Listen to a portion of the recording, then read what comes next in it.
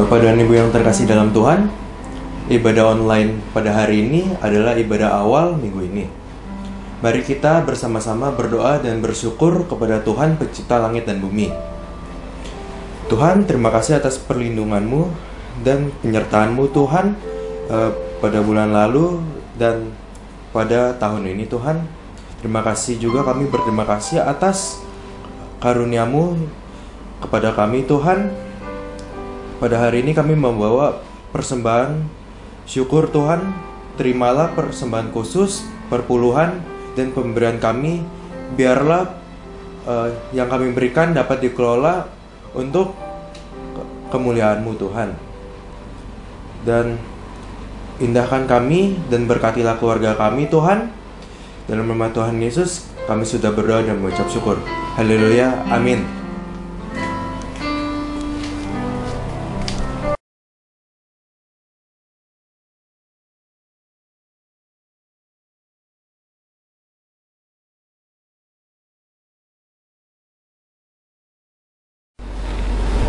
Terima kasih Bapa, terima kasih Tuhan Yesus, terima kasih Roh Kudus.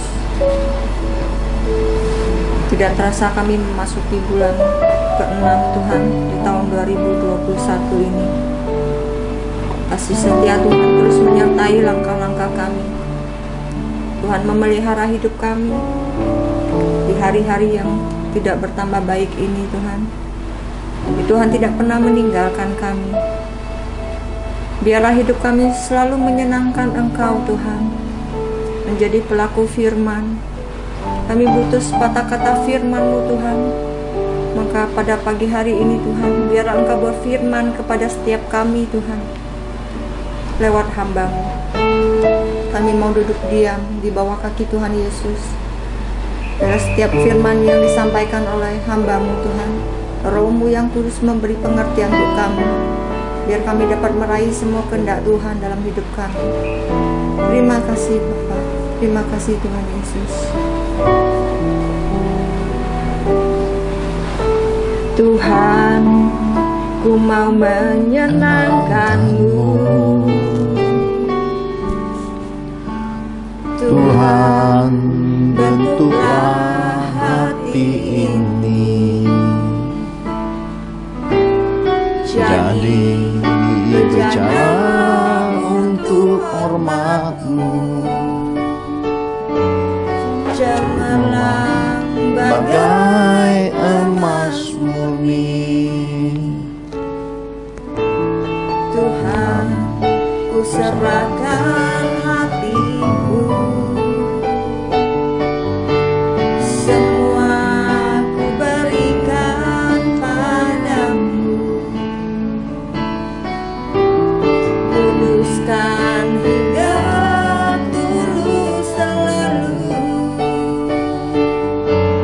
agar aku menyenangkan-Mu, menyenangkan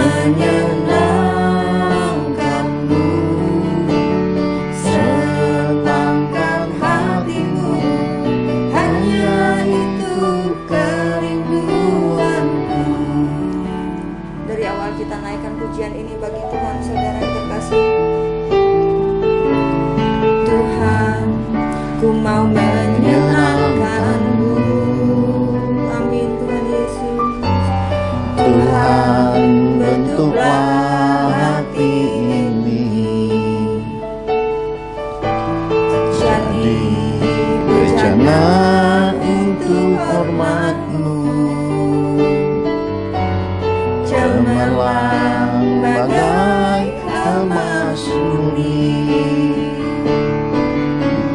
Tuhan, ku serahkan hatiku. Kami berikan semua hanya bagi-Mu Tuhan. Amin Tuhan. Kuduskan hingga tulus selalu, agar aku menyenangkan-Mu. Mari kita Menyenangkan-Mu, senangkan-Mu, hanya itu kerinduanku. Menyenangkan-Mu, senangkan hatiku, hanya itu kerinduanku. Menyenangkan-Mu, senangkan-Mu, hanya itu kerinduanku. Menyenangkan-Mu, senangkan hatiku. hanya itu kerinduanmu. Hanya itu kerinduanku. Hanya itu kerinduanku.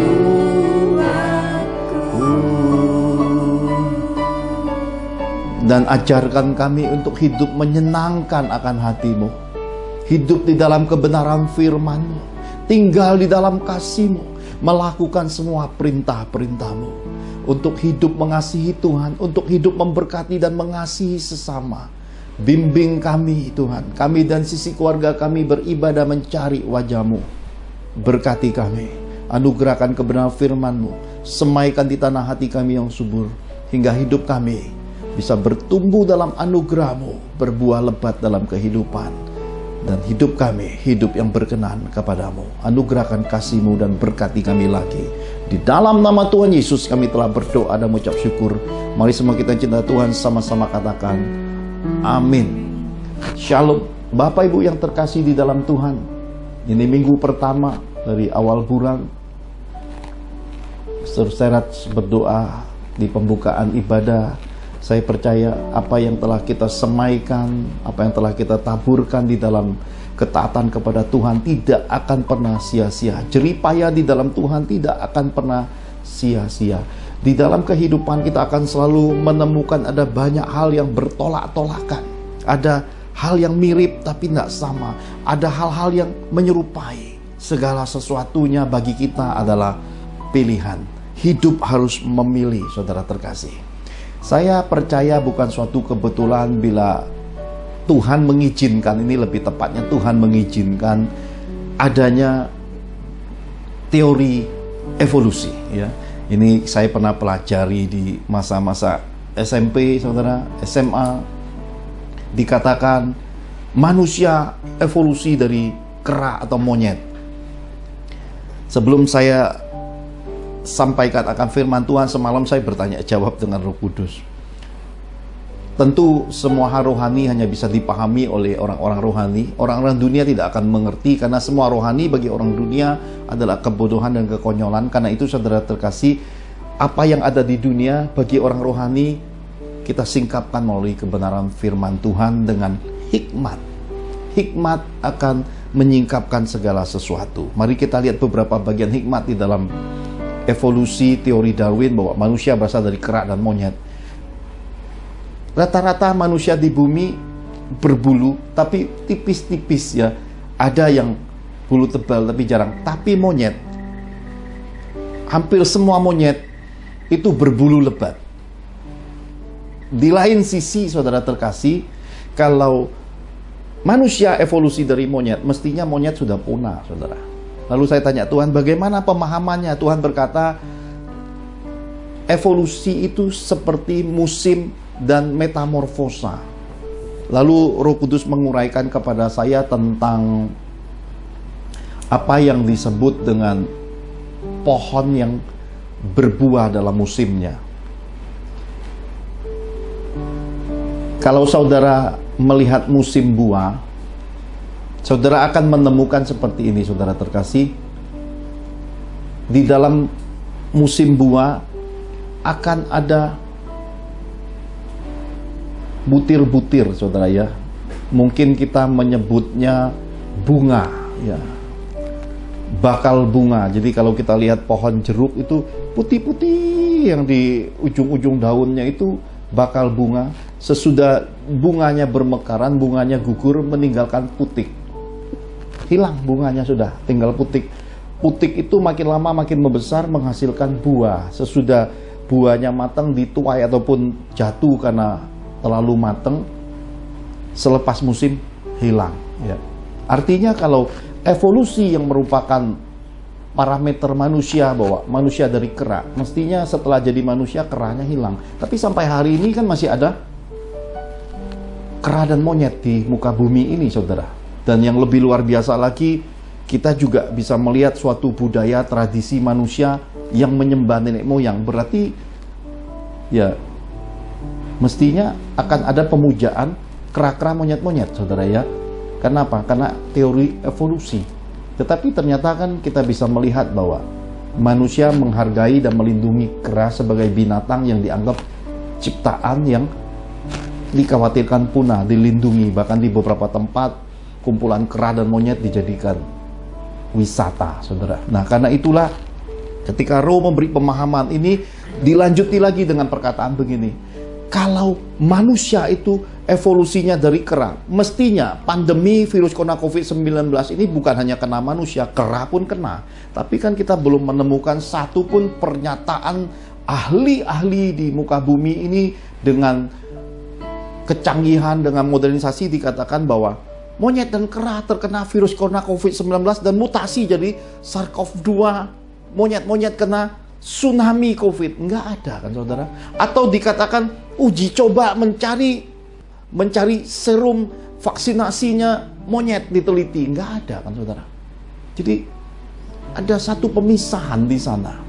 Karena itu pada bagian serial gereja mula-mula, saya ingin mengajak Bapak Ibu di dalam kesabaran, ketekunan mengikuti setiap minggunya pelajaran-pelajaran roh dengan pemahaman. Kita mulai melihat manusia Adam dan Hawa, nanti manusia Adam rohania yaitu Yesus Kristus, sampai kegenapan segala sesuatunya. Kita melihatnya secara utuh. Anggaplah ini sebagai kesempatan kita ibadah online, tapi kita juga belajar Bible secara sederhana, bisa dipahami. Karena beberapa bagiannya saya dulu 24 tahun yang lalu tuh tidak menemukan jawabannya, saudara. Tapi setelah memasuki pendidikan Master Teologi S2 dan Doktor S3, saudara, saya menemukan jawaban-jawabannya di dalam perkuliahan yang ada, saudara.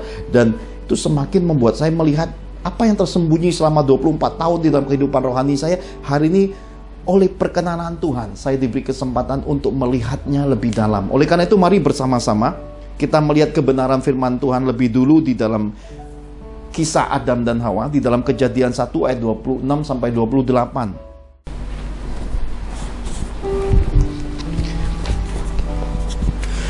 Kejadian 1 ayat 26 sampai 28. Berfirmanlah Allah, "Baiklah, kita menjadi manusia menurut gambar dan serupa kita, supaya mereka berkuasa atas ikan-ikan di laut dan burung-burung di udara, dan atas ternak, dan atas seluruh bumi, dan atas segala binatang melata yang merayap di bumi." Maka Allah menciptakan manusia itu menurut gambarnya.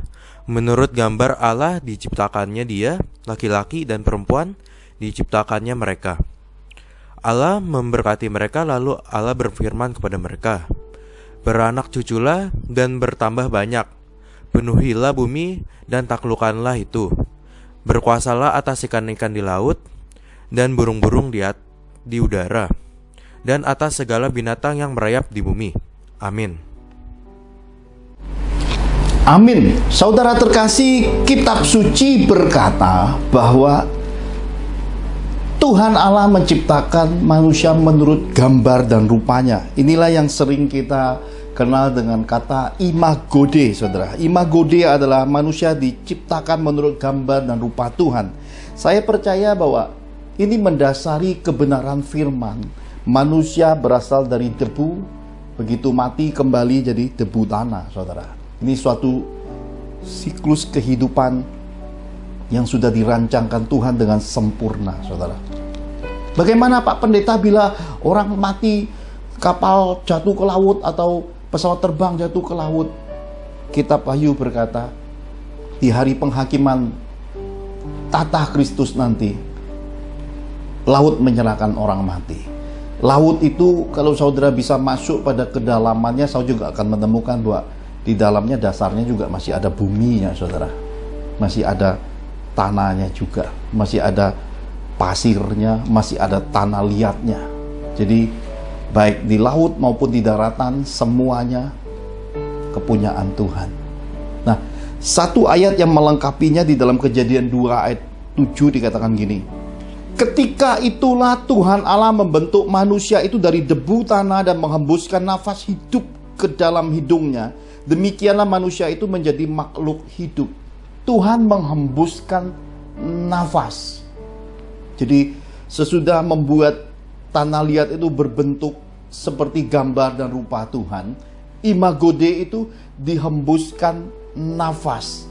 Nafas kehidupan. Roh kehidupan. Spirit, inilah yang disebut ruah Elohim, nafas Tuhan, nafas kehidupan, roh Tuhan. Jadi manusia itu hidup oleh karena ada roh Tuhannya pada saat itu. Ada suatu hal yang mencolok, nanti kita bisa pelajari sama-sama lewat serial Gereja Mula-Mula ini. Hal-hal yang mendasar di baliknya, karena apa saudaraku? Karena Tuhan berkata beranak cuculah dan bertambah banyak. Kita juga bisa melihat ini adalah firman yang Tuhan berikan kepada manusia sebelum manusia jatuh ke dalam dosa. Bagaimana harus beranak cucu? Dan sesudah jatuh ke dalam dosa, bagaimana beranak cucu? Kita tahu ada seks di balik kehidupan manusia. Seks sebelum jatuh di dalam dosa, apa isinya? Dan apakah itu ada? Dan bagaimana manusia pertama beranak cucu kalau tidak jatuh di dalam dosa? Kita akan bahas pada serial tersendiri, Love, Sex and Dating di dalam kekristenan. Seksual yang menyimpang sesudah manusia jatuh di dalam dosa kita temukan sampai kita bisa melihat tulisan-tulisan pesan peringatan Tuhan di dalam kitab Perjanjian Lama sampai pada masa generasi Nabi Nuh. Seisi dunia dilihat Tuhan cenderung berbuat jahat, cenderung berbuat dosa, maka pada akhirnya dihancurkanlah seisi makhluk hidup yang ada di muka bumi, saudara. Nah, ruah Elohim inilah yang saya ingin Bapak Ibu pahami, karena Yesus berkata lebih baik aku pergi, supaya kalau aku pergi, aku meminta kepada Bapa, kata Tuhan Yesus, untuk meminta ruah Elohim ini datang lagi. Untuk meminta kepada Bapa untuk menggantikan pelayanan gereja-gereja Tuhan, untuk melengkapi gereja-gereja Tuhan, untuk melengkapi apa yang sudah dilakukan Tuhan Yesus. Ruah Elohim ini akan memperlengkapi orang-orang kudusnya. Karena semasa sebelum Tuhan Yesus mati, roh itu terbatas sekali. Di dalam Perjanjian Lama, roh itu hanya ada pada nabi-nabi, orang-orang yang khusus, nazir-nazir Tuhan, orang-orang istimewa. Dan sampai hari ini pun masih ada pada orang-orang pilihan Tuhan, tetapi sudah diperbaharui di dalam kemuliaan Tuhan Yesus. Nabi-nabi yang masuk masa Perjanjian Baru berbeda, dan kita tahu bahwa semua itu masuk dalam 5 jawatan gereja mula-mula Tuhan. Nah, saudara terkasih, saya ingin mengajak saudara melihat apa yang ada di balik kehidupan manusia pertama yang berkaitan dengan ruah Elohim, sesuatu yang menjadi dasar pembuktian bahwa kita percaya firman Tuhan. Kita percaya bahwa semua itu bukan satu kebetulan, dan ini menjadi jawaban yang akan berseri kalau diikuti. Siapapun yang bertanya, mengapa orang Kristen Tuhannya menjelma, Tuhannya berinkarnasi menjadi manusia, kenapa Tuhannya harus jadi manusia? Nanti akan terjawab. Sungguh saudara, Saya berkata akan terjawab, karena ketika Roh mengajari saya beberapa waktu ini, saya melihat kekayaan kemuliaan hikmat firman yang disingkapkan Roh. Saya mulai mengerti apa yang saya baca begitu banyak waktu. Ternyata selama 2 bulan lebih ini saya mesti baca setiap hari 1 kitab, itu melengkapi semuanya. Seakan-akan menemukan harta terpendam. Wah, saya semakin haus lapar akan firman Tuhan. Saya berdoa, saya berharap Bapak Ibu terkasih di dalam Tuhan punya haus lapar yang sama akan Dia. Nah saudara, saya mau ajak saudara melihat kisah yang mendasari kejatuhan Adam dan Hawa. Mari kita lihat lebih dulu Kejadian 2 ayat 15 sampai 18. Kejadian 2 ayat 15-18. Beginilah firman Tuhan. Tuhan Allah mengambil manusia itu dan menempatkannya dalam Taman Eden untuk mengusahakan dan memelihara taman itu. Lalu Tuhan Allah memberi perintah ini kepada manusia.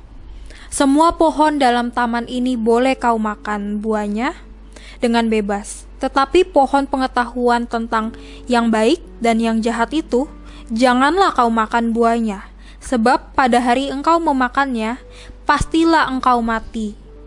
Tuhan Allah berfirman, tidak baik kalau manusia itu seorang diri saja. Aku akan menjadikan penolong baginya, yang sepadan dengan dia. Amin.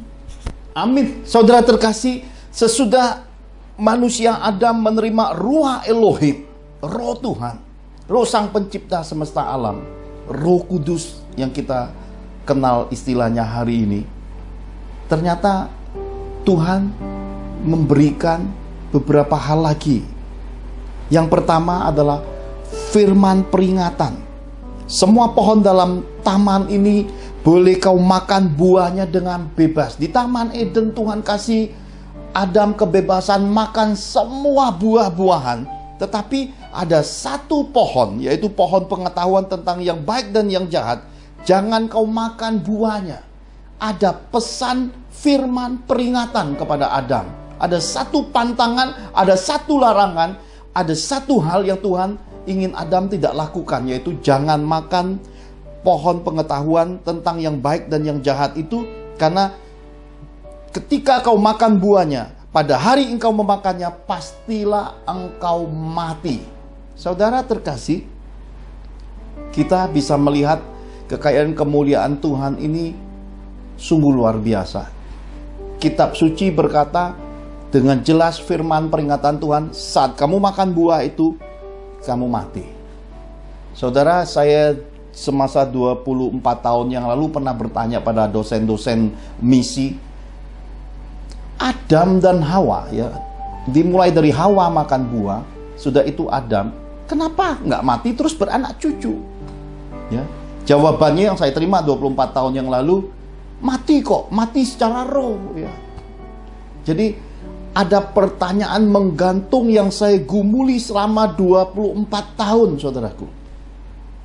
Terpujilah Tuhan, selama masa pandemi ini, oleh karena Tuhan berkata ini masa pendidikan roh, belajar lagi, saya mengalami kembali masa-masa 24 tahun yang lalu, belajar, memperdalam lagi, baca kitab suci lagi, lebih giat lagi merenungkan kitab suci, dan lebih banyak lagi menyelidikinya. Saya menemukan jawaban itu, saudara. Nanti kita akan temukan di sini, saudara, ya. Nanti akan kita jabarkan detail, mati tidak Adam dan Hawa sesudah makan buah pengetahuan itu. Yang kedua, Tuhan memberikan kepada Adam seorang penolong sepadan. Jadi Adam ini tidak seorang diri, dikasih penolong sepadan, saudara. Kata sepadan ini menarik untuk kita kupas nanti. Love, sex, and dating, nanti kita akan masuk bagian-bagian mendetail tentang pasangan hidup, suami istri, kekasih yang sepadan, saudara. Nanti pada bagian-bagian yang akan datang. Yang pasti kita akan bertanya hari ini, Hawa ini penolong sepadan enggak sama Adam? Kalau penolong sepadan, mengapa iblis dalam rupa ular bisa menjatuhkan Hawa dan Hawa bisa menjatuhkan Adam? Ada suatu keadaan rohani, ada suatu keadaan yang kita bisa temukan di balik kisahnya. Nah, saudara, saya mau ajak saudara melihat lebih detail aja di dalam Kejadian 3 ayat 1 sampai 13. Kejadian 3 ayat 1 sampai dengan ke-13, demikian Tuhan berfirman. Adapun ular ialah yang paling cerdik dari segala binatang di darat yang dijadikan oleh Tuhan Allah. Ular itu berkata kepada perempuan itu, tentulah Allah berfirman, semua pohon dalam taman ini jangan kamu makan buahnya, bukan? Lalu saut perempuan itu kepada ular itu, buah pohon-pohonan dalam taman ini boleh kami makan. Tetapi tentang buah pohon yang ada di tengah-tengah taman, Allah berfirman, jangan kamu makan ataupun raba buah itu, nanti kamu mati. Tetapi ular itu berkata kepada perempuan itu, sekali-sekali kamu tidak akan mati. Tetapi Allah mengetahui bahwa pada waktu kamu memakannya, matamu akan terbuka, dan kamu akan menjadi seperti Allah, tahu tentang yang baik dan yang jahat. Perempuan itu melihat bahwa buah pohon itu baik untuk dimakan dan sedap kelihatannya. Lagi pula pohon itu menarik hati karena memberi pengertian. Lalu ia mengambil dari buahnya dan dimakannya, dan diberikannya juga kepada suaminya yang bersama-sama dengan dia, dan suaminya pun memakannya. Maka terbukalah mata mereka berdua, dan mereka tahu bahwa mereka telanjang. Lalu mereka menyemat daun pohon ara dan membuat cawat. Ketika mereka mendengar bunyi langkah Tuhan Allah yang berjalan-jalan dalam taman itu pada waktu hari sejuk, bersembunyilah manusia dan istrinya itu terhadap Tuhan Allah di antara pohon-pohonan dalam taman. Tetapi Tuhan Allah memanggil manusia itu dan berfirman kepadanya, "Di manakah engkau?" Ia menjawab, "Ketika aku mendengar bahwa engkau ada dalam taman ini, aku menjadi takut karena aku telanjang. Sebab itu aku bersembunyi." Firman-Nya, "Siapakah yang memberitahukan kepadamu bahwa engkau telanjang? Apakah engkau makan dari buah pohon yang kularang engkau makan itu?" Manusia itu menjawab, "Perempuan yang kau tempatkan di sisiku, dialah yang memberi dari buah pohon itu kepadaku. Maka aku makan." Kemudian berfirmanlah Tuhan Allah kepada perempuan itu, "Apakah yang telah kau perbuat ini?" Jawab perempuan itu, "Ular itu yang memperdayakan aku, maka ku makan." Amin. Amin. Saudara terkasih, ini kisah yang sangat menarik sekali. Kita bisa mengambil beberapa pesan penting di baliknya. Yang pertama, setan memutarbalikkan pengertian firman Tuhan, saudara. Lihat percakapan setan itu. Ular itu berkata kepada perempuan itu, "Tentulah Allah berfirman." Lihat, dia mengutip firman Tuhan, saudara ya. Jadi saudara mesti paham, kalau saudara tidak menggali firman, tidak baca firman, tidak merenungkan firman, tidak jadi pelaku firman, sekejap setan akan jatuhkan hidupmu lewat firman. Maka banyak orang-orang rohani tidak sadar ketika diputar balikan pengertiannya oleh setan. Manusia-manusia rohani bukan berbuah kerendahan hati, malah tinggi hati ya. Jadi semua kehidupan kerohaniannya jadi agamawi. Jadi akhirnya bukan sujud menyembah kepada Tuhan, malah mempertuhankan diri, menganggap diri sendiri paling benar, menganggap diri sendiri yang punya sorga. Hati-hati, dari buahnya lah kita mengenal semua kehidupan rohani manusia, saudaraku. Setan memutarbalikkan semua itu. Lihat, semua pohon dalam taman ini jangan kamu makan buahnya, bukan? Nah, dilemparnya perkataan firman Tuhan terbalik. Tuhan berkata, semua buah di taman ini bebas kamu makan. Tetapi setan berkata kepada Hawa, semua buah di taman ini, semua pohon di dalam taman ini, jangan kamu makan buahnya. Terbalik, saudara. Ada kata pohon, ada kata buah, ada kata jangan dimakan. Jadi ada satu penambahan kata jangan, saudara. Padahal Tuhan berkata boleh, ya. Tuhan berkata boleh, setan berkata jangan, dengan berupa pertanyaan. Ini untuk merangsang keingintahuan. Karena itulah setan itu menjatuhkan manusia itu melalui jerat godaan, keingintahuan. Semakin dijawab, semakin dijawab, semakin ditarik tanpa sadar terikat. Itulah jerat penangkap burung, saudara. Jerat setan-setan, itulah jerat ular. Kalau saudara pernah melihat bagaimana ular menangkap mangsanya, dia berbaring, dia tutup, dia samarkan dirinya seperti debu tanah, kemudian ekornya bergerak, gerak. Dan ketika mangsanya datang dan menggigit ekornya, langsung dia balik arah kepalanya, langsung menggigit mangsanya. Itu jerat setan. Saya diperintahkan Tuhan untuk mengevaluasi hal yang ada di masa lalu dengan hal yang ada di masa depan dan hari ini, saudara. Ini akan menjawab pada generasi anak cucu kita, menjawab juga latar belakang nenek moyang kita, saudara. Bahwa kita hidup harus punya Tuhan, kita hidup harus mengakui Tuhan, kita harus belajar paham bahwa hidup ini harus dalam tatanan Tuhan. Supaya apa? Supaya kehidupan ini tertib, kehidupan ini mencapai buah, kehidupan ini mencapai bahagia. Tanpa bermaksud nenek moyang atau apapun, karena ini perintah Tuhan. Semua harus disingkapkan sebagai pembelajaran generasi yang akan datang. Saya semasa kecil melihat kehidupan papa mama saya. Papa saya sebelum hari ini tentu sudah orang berbeda karena sudah dibaptis, dan semua manusia lamanya, kebiasaan manusia lamanya sama sekali sudah tidak ada, saudaraku. Benar-benar berubah. Semua kebiasaan buruk dan keterikatan semua itu sudah tidak ada. Semasa kami masih di desa, ya, semasa kami masih hidup di dalam kehidupan tanpa pengenalan akan Tuhan, papa saya itu terikat judi, saudara. Bahkan bisa duduk di meja judi itu 3 hari 3 malam. Luar biasa. Sering-sering di masa kecil saya temukan, bahkan mama juga bercerita, kalau saya lagi sakit, papa saya pusing, ya. Pusing dan memilih untuk pergi keluar kerja, ya.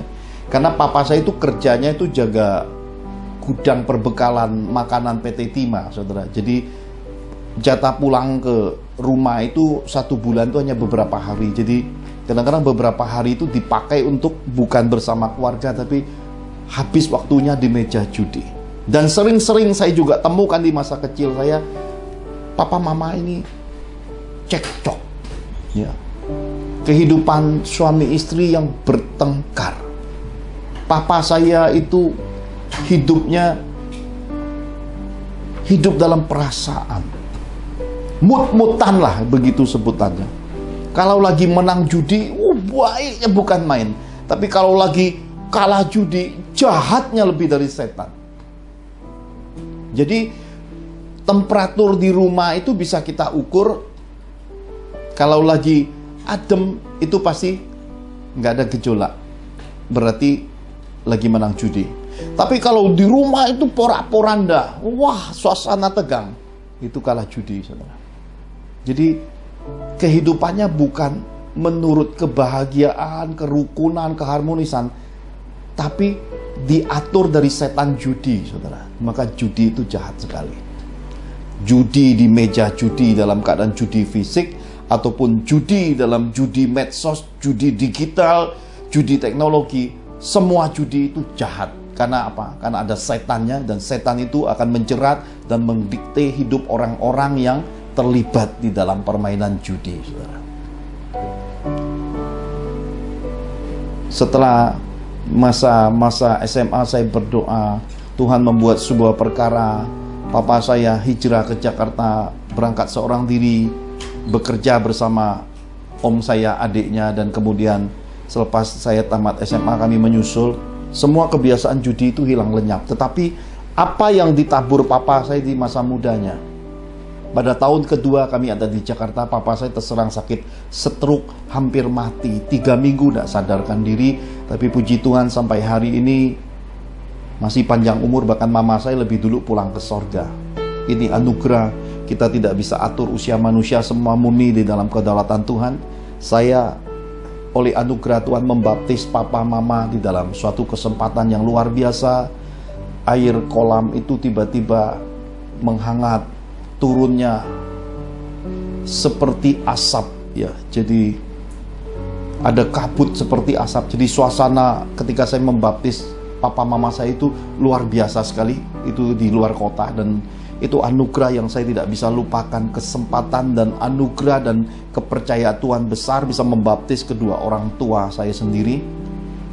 Nah, selepas urusan papa selesai, dan tentu karena saya melihat, wah, buah-buahnya nggak baik, saya tidak pernah menyentuh sama sekali judi, saudara. Saya tidak tertarik dunia judi, dunia mabuk-mabukan, dunia main perempuan. Sejak kecil itu saya tidak ikut, karena di lingkungan tempat saya masih kecil itu ikatannya judi, mabuk-mabukan, main perempuan. Jadi saya ini adalah buah ngacil dalam kehidupan yang Tuhan lindungi secara khusus. Ternyata semasa kecil juga, 6 tahun, masa-masa 6 tahun, 7 tahun umur saya itu, Tuhan sering panggil saya dengan nama kecil saya dengan suara audible. Saat saya bertobat lalu mimpi supranatural, saya baru tahu bahwa seperti Samuel kecil, saya sudah dipanggil dari masa kecil saya. Jadi satu rumpun keluarga kami dari pihak papa, pihak mama, saya adalah Kristen sulungnya, saudara, yang dipilih Tuhan jadi pendeta, saudara.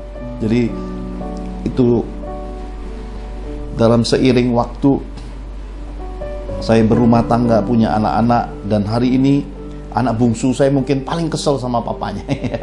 Papa itu nggak ngerti, nggak update, kurang pergaulan. Ya, saya mau lewat firman ini juga bukan membekali anak-anak saya, tapi juga membekali semua anak-anak Tuhan yang mendengarkannya, membekali generasi cucu-cucu yang akan datang, generasi muda dalam Tuhan yang akan datang. Saya dengan penuh kasih memilih untuk berkata pada anak-anak saya dan juga semua anak-anak Tuhan, sebaiknya jangan main game. Loh, kok jangan main game? Buat apa game diizinkan ada di dunia kalau nggak dimainin? Semua hal dibolehkan, benar, tapi tidak semua hal bermanfaat. Semua hal diizinkan, dibolehkan, benar, tapi tidak semua hal membangun dan berguna bagi hidup dan bagi masa depan. Apakah yang mendasari seorang pendeta Johan tidak ingin anak-anaknya, tidak ingin anak-anak Tuhan terikat dengan game? Nah, ini ada kaitannya dengan pesan Tuhan tadi, bagaimana setan itu punya sengat, trik, godaan jerat yang bisa membuat anak-anak Tuhan sekali terikat susah lepas. Seorang pria yang sudah pernah saya saksikan, yang di kota Bandung mendengar suara Tuhan, hari ini menjadi penatua Father's Miracle, pernah berkata, setiap anak-anak Tuhan yang main game, setiap anak-anak yang main game itu jadi korban api-apian bagi setan. Ada satu hal yang mendasar yang saya temukan di anak bungsu saya sendiri. Kalau dia lagi terikat main game, ada 2 hal yang terjadi, saudara. Yang pertama, hidungnya mimisan. Ya, ini korban darah, saudara, ya. Mimisannya, ngucurnya itu luar biasa, dan itu keluarnya. Dia sadar tidak sadar, dia harus sadar. Itu darahnya keluar, saudara. Itu ngucurnya itu sampai kumpul, dan tisu itu kalau orang satu tisu gulungan besar itu habis untuk buat nahan darah. Dicolok pakai yang namanya daun sirih, sampai colok ke yang namanya apel cuka, mungkin sebentar lagi mau colok apapun nggak mempan. Seiring waktu saya keraskan, saya larang, saya tegaskan jangan main game, saudara. Mulai berkurang mimisannya dan akhirnya mulai berhenti. Nah, hal yang kedua, ketika anak bungsu saya main game, tanpa dia sadar, dia menjadi pribadi yang lain. Saya sebagai papanya suka berkata, ini anak siapa ya? Anak Tuhan bukan, anak setan iya. Kenapa? kelakuannya itu, saudara, kurang ajar, nggak sopan sama orang tua, ngedikte orang tua, nuntut terus. Nah, itu tanda pergeseran tabiat manusia Kristusnya. Jadi manusia dunia, nafsu manusia, dunia setan-setan masuk di dalam dirinya. Itu gesernya jauh sekali. Jadi kalau saya melihat anak bungsu saya dengan dua tanda ini, saya bisa langsung tahu hari ini dia ngapain di kamarnya. Kalau dia berlaku jadi anak yang manis sekali, anak kesayangan, ini pasti tidak ada roh game, tidak ada roh judi, tidak ada roh permainan, tidak ada roh setan-setan di dalam dirinya. Bebas, berkat Tuhan ngalir, dan tidak akan ada mimisan sama sekali. Jadi saya mendeteksi itu cukup lama, saudara. Hari ini dia sudah kuliah. William Seyrat yang tadi membuka doa buat kita itu adalah orang pilihan Tuhan secara khusus yang hari ini sudah kuliah di bidang hukum. Masa-masa SD selepas mamanya meninggal dunia, SMP, SMA itu masa-masa yang saya sendiri, saudara, saya berkata, ini peperangan yang gak mudah. Untuk memberi pemahaman bagi seorang anak bungsu saya, itu harus dia sendiri yang menyadarinya bahwa semua itu tidak ada masa depannya. Kalau semua itu ada masa depannya, tidak mungkin seorang papanya sebagai seorang hamba Tuhan melarangnya. Dan mungkin tidak mungkin dia lahir kalau semua itu baik. Mungkin saya sudah menceburkan diri di masa kecil saya, main perempuan, main judi, mabuk-mabukan, semua terbuka, terhidang. Kenapa? Semua teman-teman pergaulan masa kecil saya satu kampung itu rata-rata 90% itu semuanya hancur, tidak selesai sekolah. SD, SMP berhenti, jatuh dunia pelacuran. Bahkan terakhir teman-teman SD cerita, mereka masih berkumpul di tempat yang sama, minum-minuman sampai hari ini. Dunia tidak berubah bagi mereka. Kehidupan seperti itu aja, menghabiskan waktu, buang usia hanya untuk bertambah tua dan hidup tidak ada maknanya. Dan kemudian hanya mendengar cerita betapa luasnya dunia. Tapi bagi mereka dunia tidak sebesar, tidak selebar daun kelor. Dan nggak bisa lebih besar dari dunia yang namanya tutup botol. Buat apa? Sedangkan saya ketika saya melepaskan semua hal itu yang saya berkata, tidak manfaat, tidak berguna. Hidup akan susah, tambah susah, makin lama makin susah, dan terus-terusan akan menderita. Ya, buat apa hidup menderita seperti itu? Hanya akan membuat generasi tenggelam dari satu generasi ke generasi oleh karena kehancuran. Perjudian, kemabuk-mabukan, pesta pora di balik nafsu, permainan hawa nafsu, main perempuan, pelacuran. Semua itu tidak manfaat dalam kehidupan. Disediakan pun ketika orang paham akan kehidupan, mereka tidak akan menyentuh semua itu. Nah, itulah yang saya selalu sampaikan ke anak bungsu saya, ke anak-anak saya, ke Rehwel, ke Ricci. Tiap kali di jalan dimanapun, kalau Tuhan sudah ngomong ke saya akan ngomong ke mereka. Mereka mungkin nggak senang, terima, nggak suka, terserah. Ya, selama saya masih hidup, saya akan sampaikan, saya akan ingatkan. Nanti kalau saya sudah pulang ke surga, mereka akan tahu bahwa yang saya wariskan ke mereka, yang saya ajarkan itu harus mereka ajarkan kepada anak cucu mereka lagi. Dan semua itu sudah Tuhan buktikan dalam hidup seorang Pak Johan, berbuah. Tidak ada janji Tuhan yang gagal. Kemuliaan Tuhan dibuktikan lewat rekam jejak hidup saya, karir pekerjaan saya, keluarga saya, kepribadian saya, pelayanan saya, semuanya transparan. Tuhan dipermuliakan. Karena itu saya berkata, kalau kita mau terbuka sedikit melihat, sebaiknya anak-anak kita jangan pernah sandingkan masa kecilnya dengan game, dengan handphone, dengan fasilitas dunia-dunia ini. Kenapa? Keterikatan membuat mereka akhirnya jadi hamba roh-roh setan, saudara. Kalau nggak dikasih ngamuk, kalau dikasih lupa diri, kemudian akhirnya punya dunia sendiri. Hari ini kan kita sudah lihat ada banyak orang duduk berkumpul satu meja, semua sibuk, tidak ada lagi komunikasinya. Dan hari ini Tuhan memberikan suatu izin terjadinya virus corona COVID-19, SARS-CoV-2 ini, tsunami COVID ini, pandemi ini, untuk kita masing-masing jaga jarak. Harusnya kita lebih peduli bahwa di balik semua yang dulu begitu baik dan begitu nyamannya, kita nggak pernah mau berdekatan. Hari ini kita dijauhi, dan ketika kita dijauhi, kita pengen berdekatan lagi. Kita coba lagi terobos semua larangan pemerintah. Kita pengen kumpul lagi ramai-ramai. Kita ingat masa lalu. Bukankah semua itu adalah dosa di padang gurun yang diperbuat oleh bangsa Israel? Mereka ingat bawang bombay, mereka ingat di Mesir. Padahal perjalanan itu adalah perjalanan menuju masa depan, perjalanan menuju Gunung Kudus Tuhan, perjalanan yang penuh kemuliaan. Tapi mereka tidak kuat bertahan. Kenapa? Karena mereka terikat.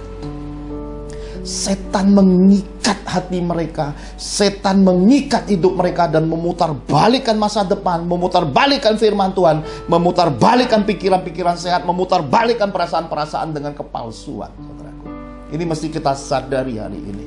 Ini yang terjadi pada Adam dan Hawa. Dan yang kedua, kita bisa melihat suatu keadaan lagi.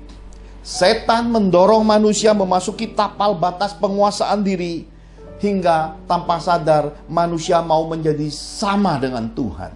Kamu lihat.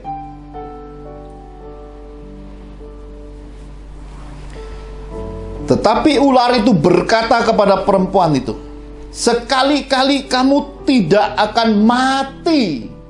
Tuhan berkata mati. Setan berkata tidak mati. Manusia diberi suatu keadaan bingung, ya. Orang bingung itu makanya gampang sekali gagal. Orang bingung gampang sekali jatuh. Orang bingung gampang sekali ditipu, saudara. Karena itulah Yesus berkata, damai sejahtera aku berikan bagimu. Hidup ini harus ada damainya. Hidup ini harus punya damai dari Tuhan Yesusnya. Kalau enggak, setan akan membuat kekacauan dalam hidup kita, saudara. Saudara lihat.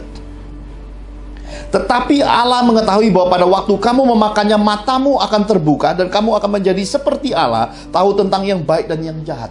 Diberinya suatu keinginan, rasa penasaran. Ya, inilah semuanya dimulai dari yang kecil-kecil, saudara. Rasa ingin tahu, rasa penasaran, akhirnya ya kita coba. Semua selalu dimulai dari yang kecil-kecil. Tidak ada penjudi besar tidak memulainya dari judi kecil-kecil. Makanya dari masa mudanya anak-anak dapat dikenal dari kelakuan hidupnya. Saya berkata pada anak-anak saya apa? Nak, manfaatin hari papa sudah banyak keluarkan berkat keuangan. Papa sudah korbankan hidup papa, keringat, darah, dan air mata untuk kalian belajar les gitar, untuk kalian belajar ngeles, keterampilan. Supaya nanti kalau papa sudah pergi ke sorga, kalian nggak kekurangan makan, kalian tidak akan kelaparan. Karena semua yang papa beri itu merupakan pembekalan bagimu yang akan kamu turunkan bagi cucu-cucu papa nanti. Sebenarnya saya temukan kunci kesuksesan hidup ini dimulai dari kesadaran. Tidak akan ada kesuksesan tanpa kesadaran, saudaraku. Karena ketika manusia sadar, mereka baru bertindak. Dan ketika mereka bertindak, mereka tekun. Dan ketika mereka tekun, mereka akan mulai melihat semua dreams, mimpi hidupnya itu will comes true, ya, akan datang jadi nyata. Rehwel hari ini masuki satu dunia yang dari dulu mulainya ada sedikit pengharapan yang tidak tercapai, kuciwa, ya. Sesudah kuciwanya diobati dengan sushi, ya, artinya kecewa itu tidak sebanding dengan apa yang disebut dengan rasa syukur sih, ya, suci, syukur sih, ya, kuciwa diobati sushi, ya, kuciwa sedikit, sushinya banyak, syukur sih banyak, ya. Jadi hari ini masuk bidangnya mulai melihat, wah, bagaimanakah rekrutmen hakim atas bangsa. Bagaimana rekrutmen hakim pada masa pandemi. Dia mulai masuk ke dunia sana. Padahal kuliahnya masih beberapa tahun menuju sana. Tapi persiapannya sudah mulai hari ini. Akan jadi orang besar. Tidak akan ada orang besar sebelum memulainya dari kesadaran. Kesadaran itu paling penting. Maka saya berkata, anak bungsu saya William Sedat L. Johan adalah orang yang terpilih sebelum saya menikah. Sudah datang di penglihatan masa muda saya di gua doa. Akan jadi orang besar. Tinggal cuma satu kuncinya. Klik, sadar. Ya, sadar. Dulu waktu mamanya meninggal dunia, saya buka kunci. Makan. Apa mau makan? Makan. Pokoknya makan. Membengkak besar. Tinggi besar. Ketika dia mulai dewasa, ya, sadar, dia mulai olahraga. Hari ini 35 kilo, 40 kilo susut berat badannya. Secara lahiriah, secara jasmani dia sudah berkemenangan, sukses besar tanpa keluar biaya ke dokter, tanpa diet bagaikan orang-orang yang lupa makan. Dia menang lewat jalur olahraga dengan makan yang teratur. Puji Tuhan. Tetapi setelah menang jasmani lahiriah ini, dia harus beralih ke rohani. Klik! Untuk belajar mendalami dunianya Tuhan. Saya sudah berkata kepada dia, siapkan dirimu. Seorang bangsawan sorga harus berlaku punya etika sorga, cara hidup sorga. Meskipun hidup di bumi, tapi ketahuilah bahwa kamu adalah penghuni sorga. Meskipun kamu masih muda, ketahuilah bahwa kamu adalah calon pemimpin besar atas bangsa ini, calon pemimpin besar bagi gereja-gereja Tuhan. Persiapkan diri. Kathryn Kuhlman berkata, aku berkhotbah di tengah petani miskin di gudang tua itu, tetapi rohku berkata, kata Kathryn Kuhlman, aku berkhotbah di tengah-tengah stadion, di tengah manusia, lautan manusia yang banyak. Dan itu Tuhan wujudkan. Her dreams is come true. Semua itu jadi nyata. Saya percaya hari ini semua kita punya mimpi itu, saudara. Karena itulah roh gereja mula-mula inilah yang hari ini dalam serial-serial ini kita mau pelajari. Ricky, ketika masih kecil saya melihat kefasihannya untuk berbahasa Inggris, mimpinya. Lalu saya berkata, kalau mimpi Rit, jangan mimpi kecil, lihat Om. Orang kecil jadi orang besar, mimpinya besar karena ada Tuhan yang besar. Dia bermimpi hari ini, tidak tanggung-tanggung. Ricky mau kemana? Mau ke England, mau ke Inggris dia. Mau ketemu David Beckham di sana, mau ketemu banyak pembesar-pembesar di Inggris, dan mau ketemu si Jason Statham, saudara ya, bintang film yang cukup menghibur kalau main-main film, saudara ya. Richie berkata, aku mau ke sana Om. Saya berkata, Om sepakat. Om berdoa, pintunya Tuhan buka. Pergilah sejauh tempat yang kamu mimpikan.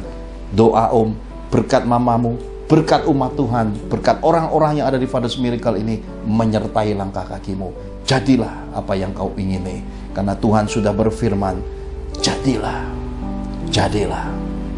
Haleluya. Jadi dalam tempo beberapa tahun lagi saya sama Bu Angel ini akan masuki masa-masa kesepian, saudara. Kenapa? Anak-anak ini akan jadi orang besar, akan berkeluarga, dan kami akhirnya akan diberi Tuhan penghiburan. Saya berkata ini penghiburan. Ini ada sebuah kisah yang menarik. Dalam beberapa tahun, khususnya masa pandemi ini, Bu Angel kalau ketemu di suatu tempat, kita jalan di mall, lagi lewati tempat-tempat penjualan elektronik, dia suka berkata ada dua yang dia minta sama Tuhan. Yang pertama, di hari ulang tahunnya 1 Juni 2021 ini Tuhan penuhi, ya. Bu Angel dapat kado dari Yuel, Serat, Reed, dan saya. Kami berempat sudah kumpulkan receh-recehnya. Tuhan kumpul begitu lama, akhirnya keinginannya yang pertama terwujud, saudara. Kenapa? Karena Bu Angel berkata, manusia hidup bukan dari roti, tetapi dari firman Allah. Tetapi ada banyak orang yang mengejar firman Allah seperti zaman Yesus. Mereka lupa bawa roti, maka mereka perlu dibekali juga roti kehidupan. Bu Angel berkata, aku mau bikin kue, ya. Kalau beli terlalu mahal untuk diberkati ke anak-anak Tuhan. Jadi dia mulai kembali ke masa mudanya, bikin nastar, bikin roti, saudara ya. Kalau saudara pernah lihat gambar roti bikinan Bu Angel, pantatnya gosong dikit itu loh rotinya. Tapi dia berkata, bagaimana Pak? Saya berkata, untuk pemula yang proyek pertama ini sudah sangat excellent, ya. Kenapa? Cukup lumayan lah, istilahnya tidak memalukan untuk diberkati, ya. Tapi saya berkata, kalau boleh maniskan sedikit dan pantatnya jangan gosong rotinya. Dia berkata, opennya Pak terlalu kecil, ya. Makanya lama nunggunya. Oke, kalau itu keinginan kemuliaan Tuhan, saya berkata, nanti di hari ulang tahun minta sama Bapak, ya. Ada mukjizat besar terjadi di Bu Angel. Nah, nanti minggu depan Bu Angel akan kesaksian cara langsung biar ditayang. Kenapa? Karena biar beliau berkesaksian lah seperti apa. Saya, Rehwel, Richie, dan Serat itu hanya jadi perpanjangan tangan Tuhan untuk Tuhan menyatakan bahwa Tuhan mengasihi seorang Bu Angel, dan bagian pertama yang diingininya sudah dia terima. Ada yang kedua, saya berkata karena ketidaksanggupan kami, karena kami tidak mau semua keuangan untuk hal pribadi, tidak ada kepentingan pribadi, maka kami akan kembali menabung kecil-kecil untuk tahun depan. Moga-moga di ulang tahun Bu Angel tahun depan. Yang kedua yang diingininya, yang kedua itu sedikit kisi-kisi 2 pintu, saudara, ya. Bukan 1, 2 pintunya. Apa itu? Tanya sendiri ke Bu Angel. Haleluya. Nah, bagian yang ketiga ini yang terpenting yang saya mau sampaikan di balik kejatuhan Hawa oleh bujuk rayu setan hingga juga menjatuhkan Adam. Pada akhirnya kita bisa membaca bahwa suatu keadaan ketika Hawa makan buah itu lalu memberikannya kepada Adam, kitab suci berkata, maka terbukalah mata mereka berdua dan mereka tahu bahwa mereka telanjang. Lalu mereka menyemat daun pohon ara dan membuat cawat. Daun pohon ara itu cukup besar, saudara, ya. Besarnya mungkin sebesar daun pohon jati. Jadi kalau kita di Indonesia suka ada yang jual nasi di atas daun jati, daun pohon ara juga sebanding, saudara, cukup besar daunnya. Ketika mereka mendengar bunyi langkah Tuhan Allah yang berjalan-jalan dalam taman itu pada waktu hari sejuk, bersembunyilah manusia dan istrinya itu terhadap Tuhan Allah di antara pohon-pohonan dalam taman. Nah, setelah menyadari keadaannya telanjang, mereka buat pakaian, cawat, dan ketika Tuhan sudah datang, ya, karena Tuhan ini suka mengunjungi Adam dan Hawa. Tuhan punya kesukaan datang di rumah kita, di keluarga kita. Karena itulah setiap pagi dia bangunkan kita. Kita punya saat teduh, saat berdoa, saat merenungkan firman, saat menyembah. Di mana engkau? Ya, Tuhan tanya begitu. Aku menjadi takut, kata Adam dan Hawa. Kami takut. Lucu ya, saudara, ya.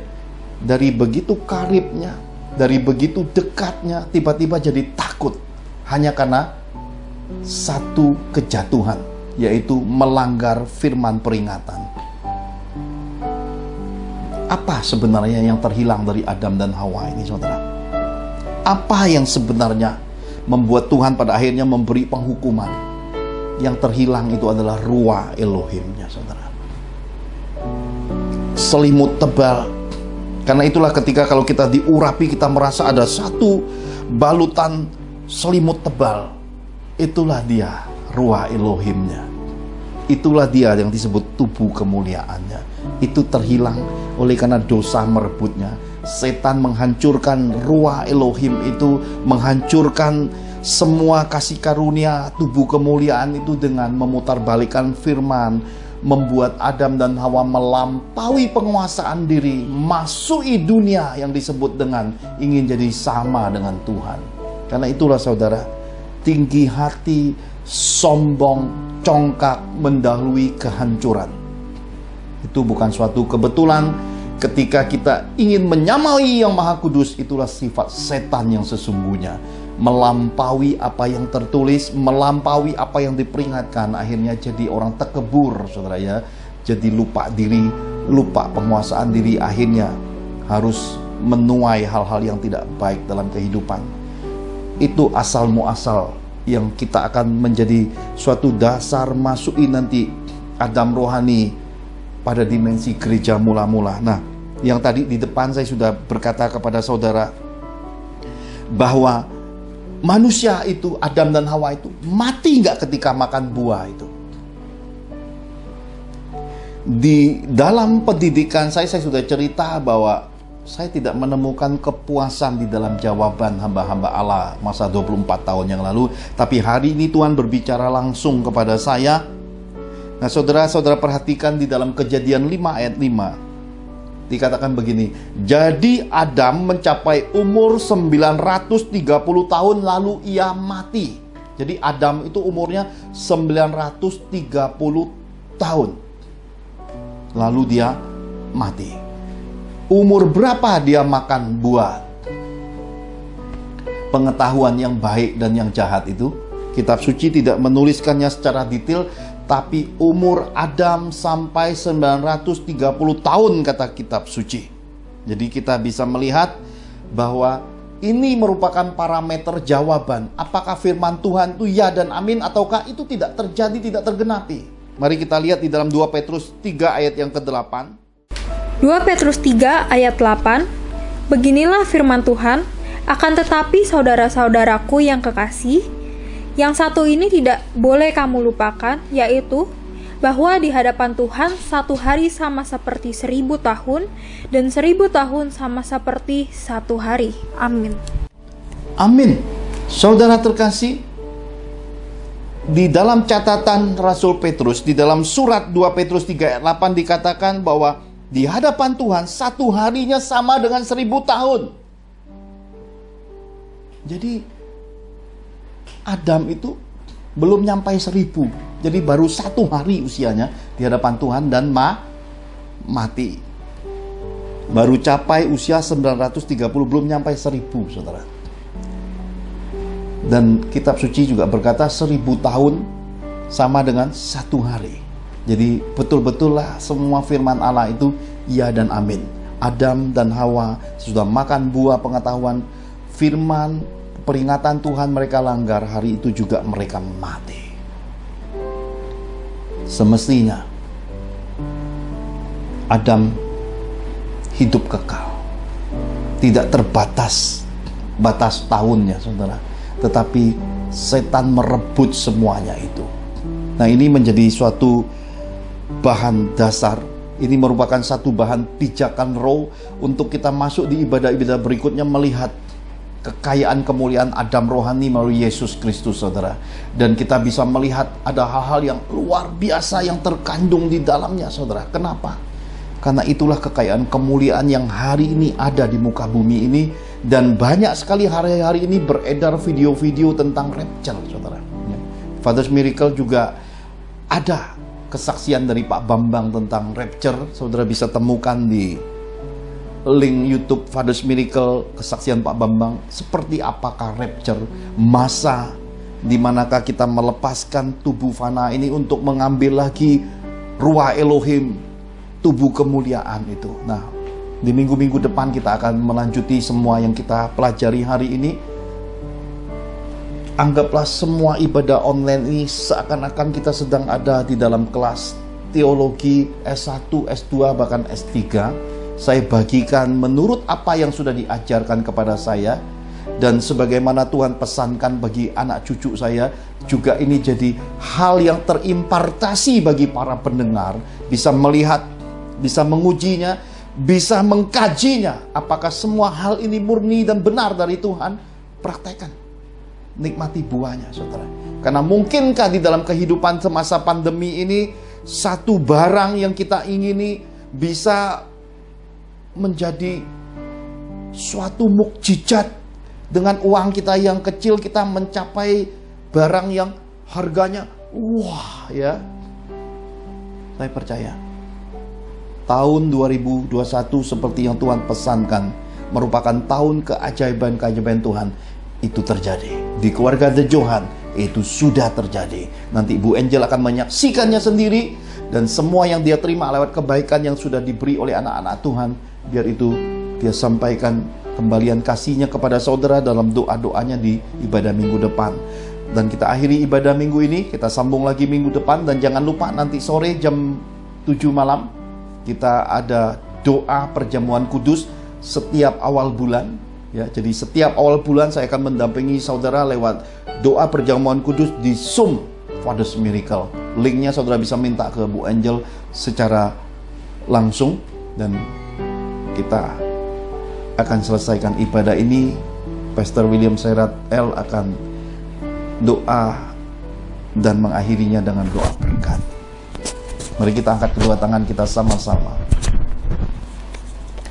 Bapak dan Ibu yang terkasih dalam Kristus, kita baru saja belajar tentang kehidupan manusia.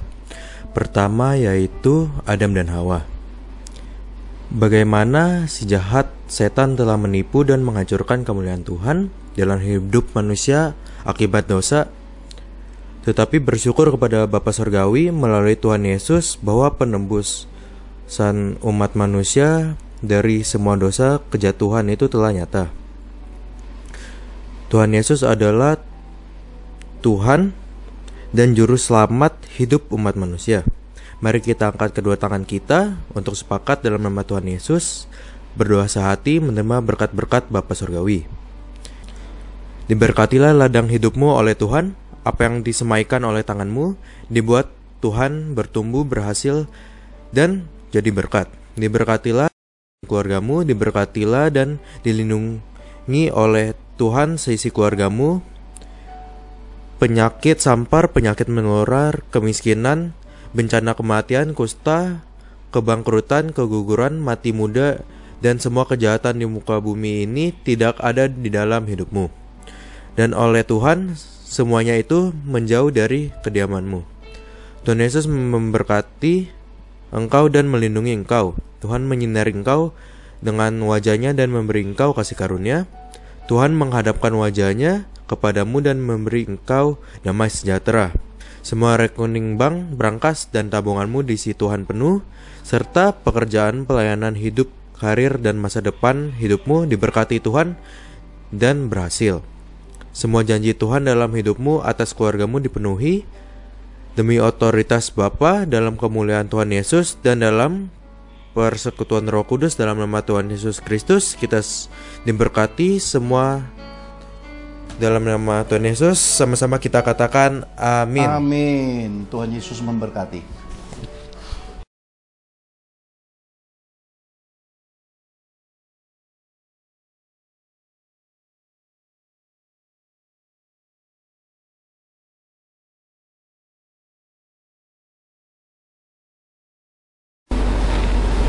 Terima kasih Bapa. Terima kasih Tuhan Yesus, terima kasih Roh Kudus. Tuhan, bentuklah hati ini jadi bejana untuk hormat-Mu. Cemerlang bagai emas murni. Tuhan, ku serahkan hatiku, semua ku berikan padamu. Kuduskan hidup tulus selalu, agar aku menyenangkan-Mu, menyenangkan-Mu, senangkan-Mu. Hanya itu kerinduanku, menyenangkan-Mu, senangkan hatimu. Hanya itu kerinduanku. Tuhan, ku mau menyenangkan-Mu. Amin Tuhan Yesus. Tuhan, bentuklah hati ini Jadi bejana untuk hormat-Mu. Cemerlang bagai emas murni. Tuhan, ku serahkan hatiku. Kami berikan semua hanya bagi-Mu Tuhan.